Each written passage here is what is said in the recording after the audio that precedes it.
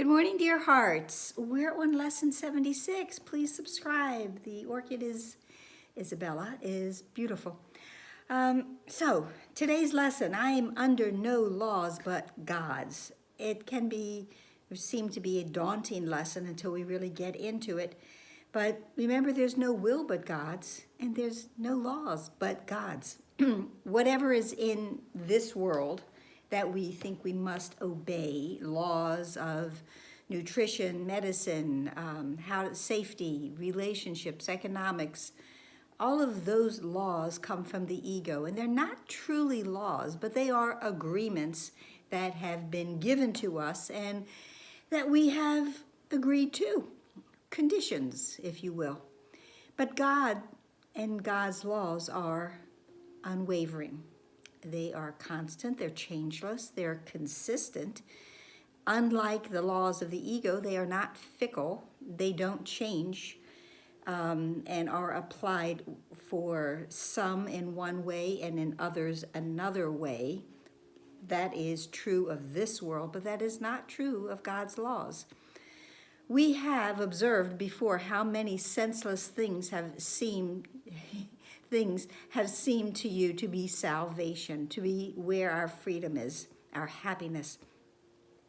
Each has imprisoned you with laws as senseless as itself. You are not bound by them. Yet to understand that this is so, you must first realize salvation, your happiness, your freedom, lies not there. None of these things of this world is where we will truly find happiness and freedom. While you would seek for our salvation, our happiness, our freedom in things that have no meaning, you bind yourself to laws that make no sense. Thus do you seek to prove salvation is where it is not. As we dedicate our time and our being and our energies to things that are only of this world, we will only realize that, as we read the other day, we will shift ceaselessly from one thing to another, yet hoping the next thing will bring us the salvation and the happiness that we seek. The lesson says, think of the freedom and the recognition that you are not bound by all the strange and twisted laws you have set up to save you. You really think that you would starve unless you have stacks of green paper strips and piles of metal discs? You really think a small round pellet or some fluid pushed into your veins through a sharpened needle will ward off disease and death? You really think that you are alone unless another body is with you. And these are all the things that keep us caught up in this world. We are not bound by, as it says, this long catalog of rituals that have no use and serve no purpose. You think you must obey the laws, that's in air quotes, in case you were wondering, of medicine, economics, and of health. Protect the body and you will be saved. But these are not laws, they're madness. The body is endangered by the mind that hurts itself. Think of that. Remember, it's an inside job.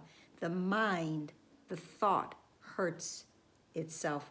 The body suffers just in order that the mind will fail to see it's the victim of itself.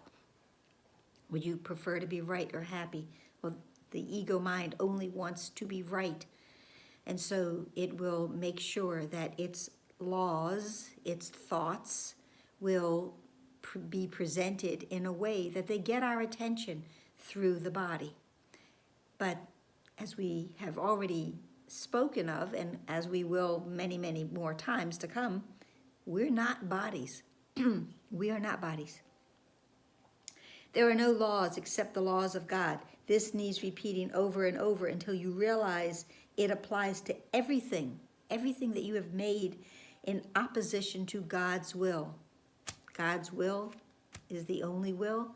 God's laws are the only laws. Just as we had the refrain yesterday, will there be light? The light has come, the light has come. Today's refrain is, there are no laws but God's. So the practicing is, we still have the 2 long sessions, And we will repeat, I am under no laws but God's, as often as possible during each and every hour that we find ourselves awake. Remember that we're seeking for freedom. We're seeking for our release, our real ease from this made-up world, which contains laws to obey, which are really just conditions. They're not truth. There's the big difference. God's laws are true. So we could say, I'm under no truth but God's. God's laws are true. Truth is true. Nothing else is true. And the conditions of the laws of the ego are variable. They are, as I said before, they're fickle. They shift and they change. They're never constant. They are not consistent. And they can be different for one from the other. That is not true of God's laws. They are variable. Laws of abundance in this world can change. Green paper strips can go away. There are gains and there are losses in this world. Health can also change. It can be fleeting. And we believe we can catch a cold. We can catch a disease. But now ask yourself, who's throwing it? Who is throwing it at you? Because there's nothing outside. There's nothing outside of us also we've discussed. So who could be throwing me that cold that I've decided to catch? A really big law in this world, a law, is that we are less worthy and unwanted if we don't have another body next to us. And that brings up feelings of unworthiness because I don't have another body sitting or sleeping next to me. These are insane beliefs, and they are not by any means laws. So the laws of the ego all revolve around body beliefs, and each one has the same unhappy ending. And only with let there be light will we have the happy endings. A law like a truth is not subject to a sudden whim or change of mind or heart. God's laws do not change. They are constant. They are consistent. They are for everyone. What are God's laws? No one loses for another one to gain. What are God's laws? You are loved just because you are an extension of God. You need do nothing to have everything, all truth. And the joy of God is a law, and it is endless. And love also is endless. These are eternal gifts that we have been given by our Father. God's laws forever give and never take. Hear him who tells you this and realize how foolish are the laws you thought upheld the world you thought you saw. Then listen further. Again, we're asking and we're listening, and we will receive answers. He will tell you more about the love your Father has for you, about the endless joy he offers you, about his yearning for his only Son, created as his channel for creation, denied to him by his belief in hell.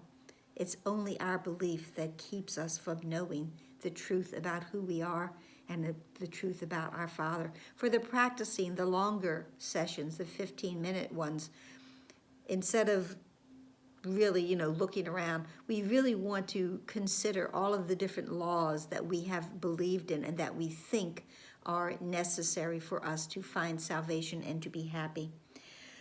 So we listen, and we will tell ourselves as a dedication with which the practice concludes, I am under no laws but God's. And we repeat this dedication as often as possible today, at least 4 to 5 times an hour, as well as in response to any temptation to experience ourselves as subject to other laws throughout the day. So anything that comes up that will make me believe that there are laws other than God's, that are laws that are not about my happiness, that are laws that are not true, then I will remind myself there are no laws but God's. I am under no laws but God's. So this is our statement of freedom from all the danger and the tyranny in this world. And it is our acknowledgement that God is our Father and his child is saved.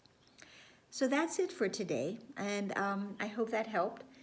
And this can be a bit of a daunting lesson because there are certain ones that just sort of seem very alien to us, but I hope I helped with it. And so please like, please share, please subscribe, please comment. Please smile, please take in a really deep breath and release all of the false ideas that are holding all of us back. When one is healed, we all are healed. We are not healed alone. And that we will come home together and pray that more and more of us are going to have this realization that only God's laws are true and they are the only ones we need to remember.